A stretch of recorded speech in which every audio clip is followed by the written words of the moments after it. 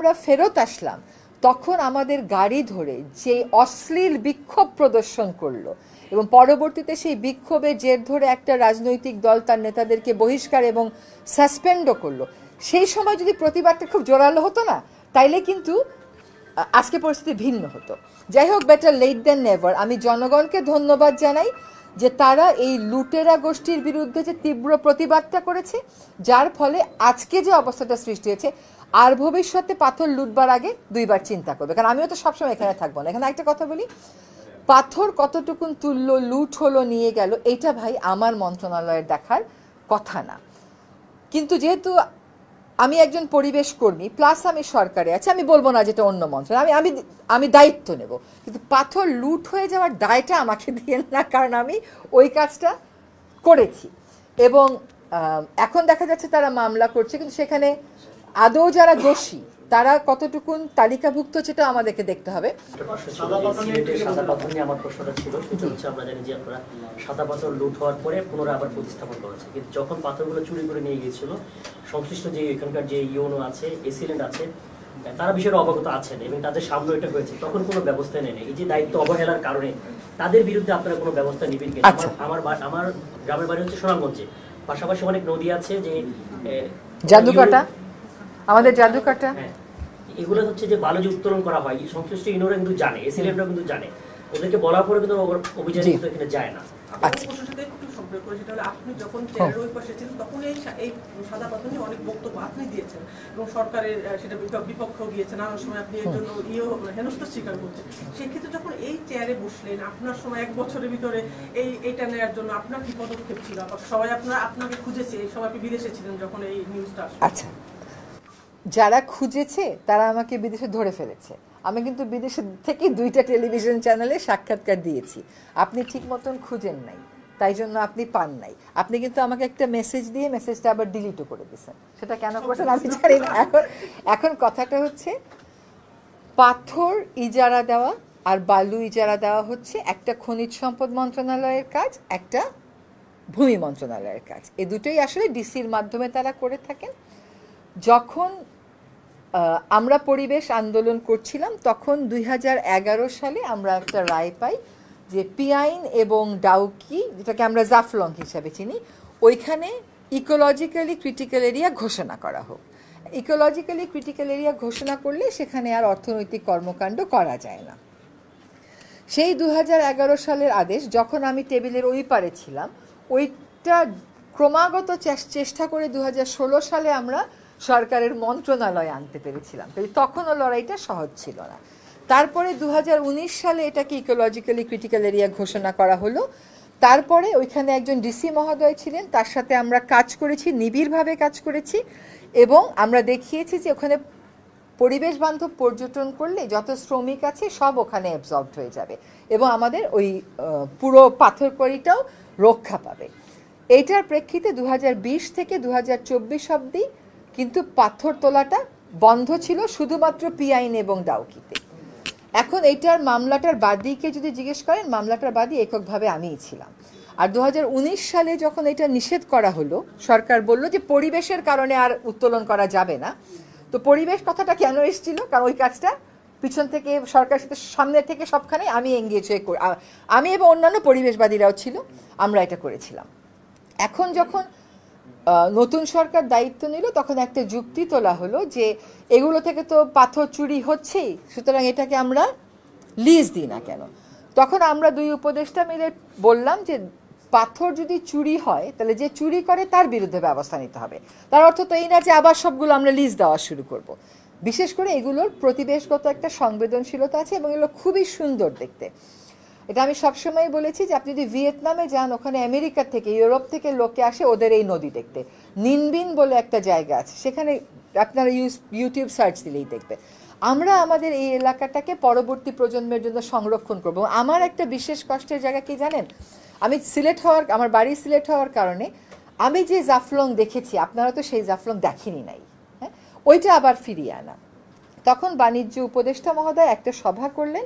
সেই সভাতে মন্ত্রণালয়গুলো থেকে যেরকম কথা তারা বলে যে না দিতেই হবে, সেগুলোর আমরা তাদেরকে বোঝাতে সক্ষম হলাম এবং মোট 17টি পাথর কোয়ারিকে আমরা ইজারা দেওয়া যাবে না এই সিদ্ধান্ত নিতে সক্ষম হলাম। এবং এই সিদ্ধান্ত গ্রহণ প্রক্রিয়া আমি নিজে এই বছরের এপ্রিল মাসে একটা পাওয়ার পয়েন্ট প্রেজেন্টেশন দিয়েছি, এবং সেখানে আমি দেখেছি যে আজকে যারা শ্রমিকের জন্য দুঃখ করতেছে, কেমন করে তারা ডিনামাইট দিয়ে বালু তুলে তুলে শ্রমিককে মেরেছে।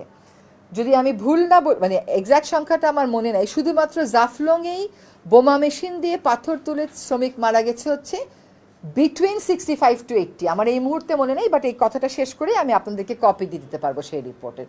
তো আজকে যারা শ্রমিকের দুঃখে দুঃখ পাচ্ছে, যারা পাথর তোলে, তারা তখন কিন্তু শ্রমিকের পাশে দাঁড়ায় না। সেই ফ্যাক্টস অ্যান্ড ফিগার্সগুলো আমরাই তাদেরকে দিয়েছিলাম। ফলে সরকারি পর্যায়ে আমাদের কাজটা হচ্ছে নীতি প্রণয়ন করা। আমরা কিন্তু নীতিটা ঠিকই প্রণয়ন করেছি যে 17টাতে পাথর উত্তোলন করা যাবে না। এখন পাথর আদৌ উত্তোলন হচ্ছে কিনা এটা দেখবে কিন্তু মাঠ পর্যায়ের প্রশাসন। মাঠ পর্যায়ের প্রশাসন কি, যেহেতু আমি পরিবেশ নিয়ে কাজ করেছি, আমাকে কিন্তু প্রায় সময় অনেকেই পাঠায়, এখানে বালু তোলা হচ্ছে, এখানে পাথর তোলা হচ্ছে, এবং এমনকি চিঠিও পাঠায়, আমি লিখে দিই যে ভূমি মন্ত্রণালয় দেন। তো আমরা কিন্তু বারবার প্রশাসনকে বলেছি, লিখেছি। মুশকিল হলো আমি যখন দেখলাম যে প্রশাসন কার্যকর ভূমিকা নিতে পারছে না বা নিচ্ছে না, তাদেরকে সাহস দেওয়ার জন্য আমি এবং ফজল ভাই আমরা দুইজনেই ফিল্ডে গেলাম, আমি এবং খনিজ সম্পদ উপদেষ্টা। যখন আমরা ফেরত আসলাম তখন আমাদের গাড়ি ধরে যে অশ্লীল বিক্ষোভ প্রদর্শন করলো, এবং পরবর্তীতে সেই বিক্ষোভের জের ধরে একটা রাজনৈতিক দল তার নেতাদেরকে বহিষ্কার এবং সাসপেন্ডও করলো, সেই সময় যদি প্রতিবাদটা খুব জোরালো হতো না, তাইলে কিন্তু আজকে পরিস্থিতি ভিন্ন হতো। যাই হোক, বেটার লেট দ্যান নেভার। আমি জনগণকে ধন্যবাদ জানাই যে তারা এই লুটেরা গোষ্ঠীর বিরুদ্ধে যে তীব্র প্রতিবাদটা করেছে, যার ফলে আজকে যে অবস্থাটা সৃষ্টি হয়েছে, আর ভবিষ্যতে পাথর লুটবার আগে দুইবার চিন্তা করবে। কারণ আমিও তো সবসময় এখানে থাকবো না। এখানে একটা কথা বলি, পাথর কতটুকুন তুললো, লুট হলো, নিয়ে গেল, এটা ভাই আমার মন্ত্রণালয়ের দেখার কথা না। কিন্তু যেহেতু আমি একজন পরিবেশ কর্মী প্লাস আমি সরকারে আছি, আমি বলবো না যেটা অন্য মন্ত্রণালয়, আমি দায়িত্ব নেব, কিন্তু পাথর লুট হয়ে যাওয়ার দায়টা আমাকে দিয়ে না, কারণ আমি ওই কাজটা করেছি। এবং এখন দেখা যাচ্ছে তারা মামলা করছে, কিন্তু সেখানে আদৌ যারা দোষী তারা কতটুকুন তালিকাভুক্ত সেটা আমাদেরকে দেখতে হবে। একটা কথা একটু বলতে হবে, সেটা হলো যখন আমরা ওইখানে দুই উপদেষ্টা গেলাম, আমরা আক্রান্ত হলাম, তারপরে আমরা চলে আসলাম, তারপরে কিন্তু 3 দিন ব্যাপী ব্যাপক অভিযান হলো, সব স্টোন ক্রাশার মেশিনে বিদ্যুৎ সংযোগ বিচ্ছিন্ন করে দেয়া হলো। কিন্তু তার 4-5 দিন পরেই সকল রাজনৈতিক দল এক হয়ে কি করলো, একদম রীতিমতন প্রেশার ক্রিয়েট করা হলো, এবং তারা ওইখানে ঘোষণা দিলেন যে তারা পাথর তুলতে দিতে হবে। এবং পরিবহন মালিকেরা তারাও বললেন তারা ধর্মঘট করবেন। এই ধর্মঘট কিন্তু তাদের নতুন না। যখন 2020 সালে পাথর তোলা বন্ধ করে দেয়া হলো, সে সময় করোনার মধ্যে তারা দুইবার পরিবহন ধর্মঘট করেছেন। তারা যদি সত্যিকার অর্থেই জনস্বার্থে জনগণের জন্য বিন্দু মাত্র মায়া থাকতো, তাহলে করোনার সময় ওই রকম ক্রাইসিস মোমেন্টে কেউ নিজের ব্যবসায়িক স্বার্থের জন্য ধর্মঘট ডাকতে পারে? কিন্তু সেই সময় আমরাও সোচ্চার ছিলাম, প্রশাসনও আমাদের সাথে, প্রশাসনকে আনতে পেরেছিলাম। এইবার হলো কি, সর্বদলীয় যে ঐক্যের কথাটা আমি বলেছিলাম, সেই সর্বদলীয় ঐক্যের কারণে প্রশাসন নিশ্চয়ই যোগসাজস্য ছিল, তো এখন তারা বের করতে পারে কেমন করে যে পাথরগুলো কোথায়। আবার নীরবতাও ছিল, তারা হয়তো অতটা ঝুঁকি নিতে পারছিলেন না। আমরা একটা স্লোগান দিই প্রায়, যে পিপলস পাওয়ার। তো আজকে পিপলস পাওয়ার হ্যাজ শোন যে লুটেরা চক্রের বিরুদ্ধে যখন মানুষ দাঁড়িয়ে যায়, তখন যতই রাজনৈতিক শক্তি ওটাকে সাপোর্ট করুক না কেন, মানুষের শক্তিটাই আসলে জয়ী হয়ে আসবে। আছি দায়িত্বে আছি। হ্যাঁ,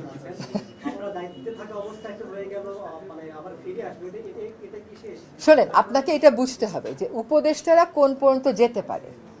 একটা সভায় কোন বক্তব্যগুলো যাবে আমরা সেই পর্যন্ত কথা বলতে পারি, কিন্তু কোন প্লেট গ্লাসে খাওয়া দিবে আমরা সেই কথাটা বলি না, এটা আমাদের বলার কথা না। হ্যাঁ, মাইক্রো ম্যানেজমেন্ট আমাদের করার কথা না। কিন্তু আমরা পাথর লুটপাট যাতে বন্ধ হয় সেজন্যই তো ফিল্ডে গিয়েছিলাম। ফিল্ডে যাওয়ার একমাত্র কারণ ছিল যে যারা লুটপাট করে তাদেরকে একটা বার্তা দেওয়া যে আমরা এটা করেছি? আপনি আমাকে বলেন তো, আপনি গত 10-20 বছরে পাথর লুটের বিরুদ্ধে কোন মন্ত্রীকে স্পটে যেতে দেখেছেন? একটা উদাহরণ আমাকে দেন। আচ্ছা, কোন মন্ত্রীদেরকে আক্রান্ত হতে দেখেছেন? একটা উদাহরণ আমাকে দেন। তার মানে এইখানে যে ঐক্যটা গড়ে উঠেছে, এই ঐক্যটার বিপরীতে প্রশাসন হয় যোগসাজশ করেছে, নতুবা নীরব থেকেছে, বা দুটোই করেছে। এবং সেজন্য প্রশাসনের ব্যাপারে আমরা ব্যবস্থা নেব কিনা দ্রুতই দেখতে পাবেন।